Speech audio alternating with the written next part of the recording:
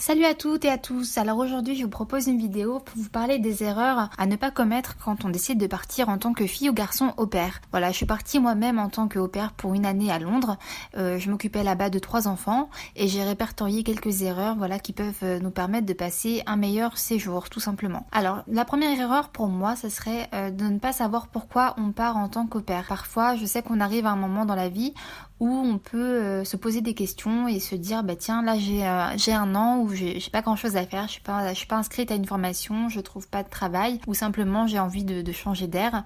J'avais l'idée il y a quelque temps de partir en tant que au pair, pourquoi pas maintenant. Alors non, je vous déconseille de partir comme ça sur un coup de tête. Partir au pair, alors quand on part au pair à Londres par exemple, on peut s'y préparer relativement rapidement. Après quand on part en Australie ou aux USA c'est encore autre chose, mais ça j'en parlerai pas parce que j'ai pas d'expérience à ce sujet-là. Je vais rester sur le fait de partir pas trop loin, donc en Angleterre à l'occurrence. Ça peut se préparer assez rapidement. Donc quand je dis assez rapidement, 1 ou 2 mois à l'avance suffisent pour moi. 3 mois c'est l'idéal, mais 1 ou 2 mois peuvent encore aller. Il faut savoir ce que c'est une au pair. Alors pour qu'on puisse utiliser le terme au pair, il faut que dans ce cas-là, la famille chez laquelle vous allez vous propose de vous nourrir, vous loger et vous blanchir. Et en plus de cela, bien sûr, vous rémunérez pour le nombre d'heures que vous effectuez en tant que nanny pour les enfants et vous permettent également de suivre des cours d'anglais.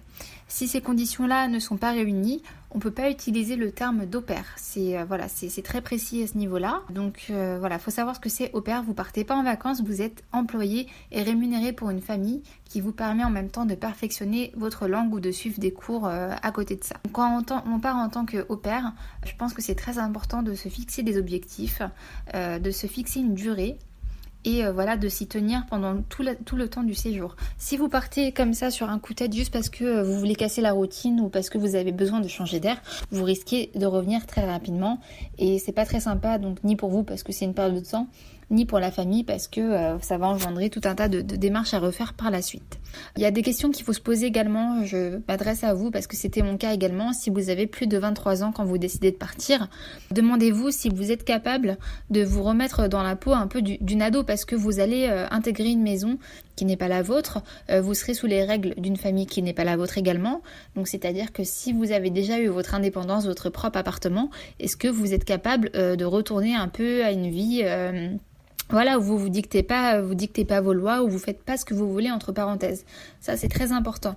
La question aussi qui peut paraître évidente, mais qu'il faut se poser, est-ce que je suis prête à m'occuper d'enfants tous les jours? Donc là, quand on vous confie la tâche d'au pair, vous vous occupez d'enfants du réveil jusqu'au soir, jusqu'au coucher. Parfois les week-ends, parfois du babysitting supplémentaire. Donc si vous n'aimez pas les enfants, ne prenez même pas le risque d'y aller quelques jours, ça ne sert à rien. Vous allez vous forcer un temps, mais ça ne durera pas parce que on peut aimer les enfants, mais on peut ne pas aimer être tout le temps non plus avec des enfants. Tout simplement, on n'est pas capable de s'en occuper toute la journée, d'autant plus quand ça sort du cadre familial. Donc si vous avez simplement gardé des enfants par-ci par-là pour vos tantes, cousines, etc., posez-vous la question quand même de savoir si vous vous sentez capable de vous occuper d'enfants toute la journée. C'est important de faire un petit point sur ça, sur les objectifs, sur le pourquoi du comment, tout simplement. On me demande également si il est utile de passer par une agence ou non. Pour ma part, donc quand j'ai décidé de partir en tant qu'au pair, j'ai d'abord voulu partir aux États-Unis. Je suis revenue sur ma décision tout simplement parce que administrativement c'est beaucoup plus galère pour partir aux États-Unis, ça prend du temps, faut faire une demande de visa, un tas de papiers voilà qui m'embêtaient. En termes de distance, ça me paraissait trop loin également, j'avais peur de déprimer un petit peu là-bas et de pas pouvoir revenir comme je voulais. Donc j'ai décidé de partir en Angleterre pour ces raisons-là. Quand vous partez loin comme en Australie ou aux États-Unis, je vous conseillerais de passer par une agence par mesure de sécurité. Je pense que quand on part aussi loin, c'est toujours mieux d'avoir des référents là-bas. Bon, après ça a un coût évidemment, mais bon, la distance l'explique à peu près. Quand vous partez à Londres, en Angleterre, je ne vois pas vraiment l'intérêt de passer par une agence, honnêtement. Ce que va vous offrir l'agence, vous pouvez entièrement le faire vous-même. C'est qu'une question de ne pas se précipiter, de ne pas vouloir aller trop vite. Faut bien garder à l'idée que sur Internet, vous avez tout un tas de forums et de sites qui vous indiquent les démarches à effectuer. L'Angleterre, c'est pas loin du tout. Le prix que va vous faire payer l'agence, c'est un peu une perte d'argent parce que vous pouvez le faire vous-même très facilement. Moi, je suis passée par le site aupaireworld.com. J'ai trouvé ma famille en 2 semaines. Après, vous avez des démarches administratives à faire, la seule étant de faire la demande pour la carte européenne d'assurance maladie. Il faudra également une pièce d'identité valide, évidemment, une carte d'identité ou un passeport. Les deux, c'est préférable, mais l'un des deux suffit. Avant le Brexit, j'entends bien. Ensuite, pour tout ce qui est papier ici, les ouvertures de compte, elles se font très facilement en Angleterre. Encore plus si vous avez une lettre de référence de la famille qui vous accueille, qui explique que vous êtes au pair pour 1 an. Là, ça se fait plutôt facilement et vous avez votre carte bancaire au bout d'1 semaine. Voilà, donc ça se fait pour les démarches administratives pour l'Angleterre, c'est relativement simple. Voilà, donc après... Je sais que certains vont me dire que les agences vous permettent de trouver des familles qui sont quand même avec un background vérifié. Ça, vous pouvez le faire vous-même également. Si vous partez en Angleterre, n'hésitez pas à demander à la famille des références des anciennes au pair et des références valables, pas des écrits, un numéro de téléphone par exemple où vous pouvez contacter l'ancien au pair, lui demander comment ça s'est passé. Faut pas hésiter parce que les familles n'hésiteront pas à vous demander des références de votre côté. Ça marche dans les deux sens. Donc, une erreur que j'ai répertoriée également, que je n'ai pas faite mais que malheureusement certains font souvent. Quand vous partez en tant qu'au pair, vous n'avez en aucun cas la garantie que ça se passera bien. Malheureusement, on a beaucoup de cas où ça se passe pas super. Vous pouvez parfois donner le meilleur de vous-même et ça va pas passer pour autant. Donc le fait de partir sans argent, c'est vraiment pas prudent pour moi. Vous pouvez tomber sur des familles qui sont vraiment sans pitié, qui peuvent vous mettre à la porte du jour au lendemain. Donc le fait de partir sans argent, vous vous retrouvez à la rue en quelque sorte. Donc sur les forums parfois ou sur Facebook, je voyais souvent des appels de filles désespérées au pair qui disaient qu'elles avaient été mises à la porte en début d'après-midi, qu'elles avaient nulle part où aller. Donc prévoyez-vous un minimum. Donc je ne dis pas de mettre 3 000 € de côté pour partir en tant que au pair, mais au moins de quoi s'assurer un retour en avion et quelques jours ou pas pour louer une chambre d'hôtel ou un Airbnb si vous vous retrouvez à la rue. Ça me paraît évident. Ne partez pas sans rien, c'est vraiment imprudent et ça peut vous mettre dans l'embarras si jamais ça se passe mal. Une autre erreur donc que je vais vous citer, ce serait de se précipiter pour partir le plus rapidement possible.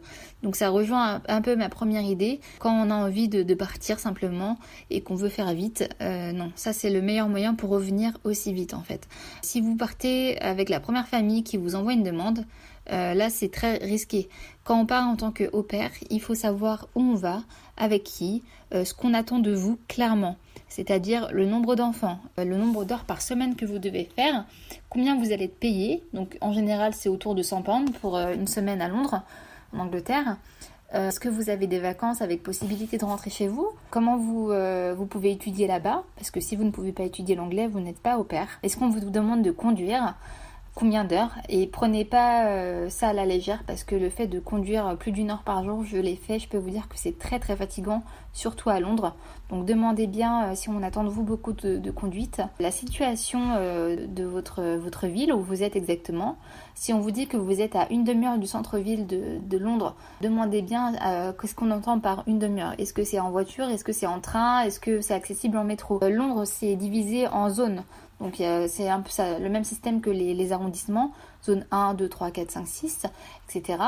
Plus vous êtes près de la zone 1, plus vous êtes près du centre-ville. Donc je vous invite, si vous souhaitez être près du centre-ville, de chercher dans les zones 1, 2, 3. Ça vous permettra de vous déplacer plutôt facilement. Pour l'abonnement de métro, il faut compter environ 20 pounds si vous habitez dans les zones de la zone 1 à 4, je dirais.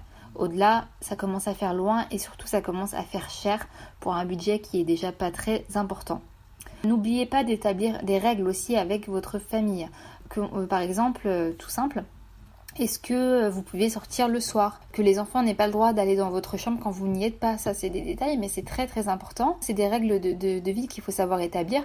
N'hésitez pas à demander également comment ça se passerait si jamais l'un de vous décidait de rompre le contrat en quelque sorte. C'est-à-dire que si la famille ne veut plus travailler avec vous ou que vous décidez de partir, combien de temps de préavis vous donnez? Voilà, il y a souvent des familles avec qui c'est pas abordé ce thème-là et c'est ça qui fait qu'il y a des filles qui se retrouvent à la rue du jour au lendemain. Alors que si vous établissez ça dès le départ en disant que si ça se passe mal, vous vous donnez par exemple 15 jours pour refaire vos choses de votre côté, déjà ça met des règles et ça vous permet d'avoir une sécurité. Voilà.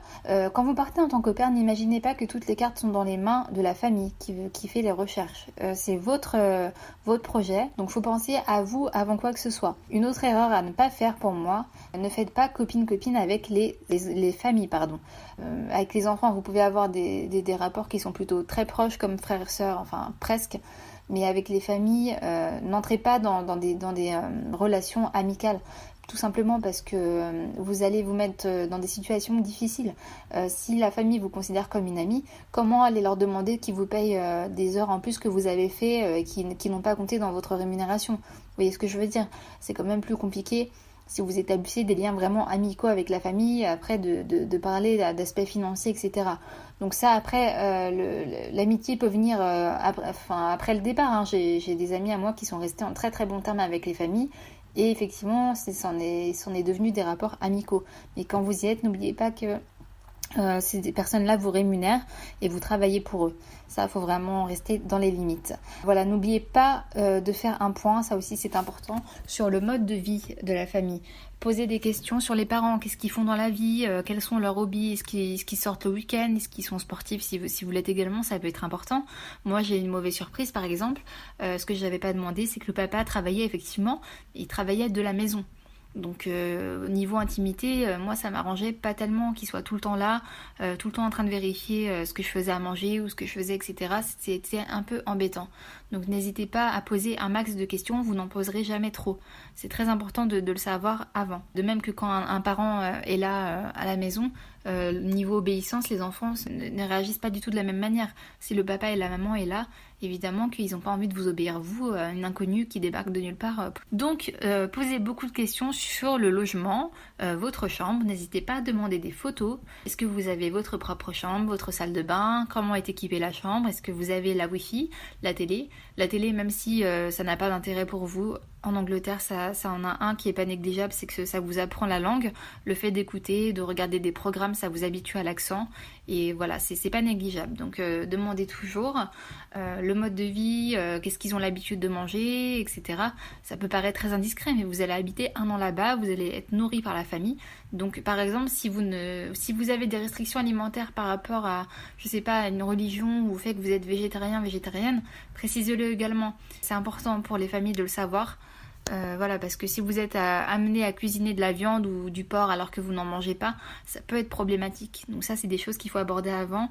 Également, si vous êtes fumeur ou fumeuse, parlez-en avant avec la famille, ça peut éviter des conflits au préalable. J'en viens à l'erreur principale, mes amis francophones, qu'on peut faire et que j'ai fait personnellement, donc c'est très embêtant, il faut le savoir. Quand vous allez vous inscrire sur les sites pour trouver une famille, vous allez être démarché énormément par des familles francophones, voilà, qui recherchent une jeune fille ou un jeune garçon qui pourra entretenir le français de leurs enfants.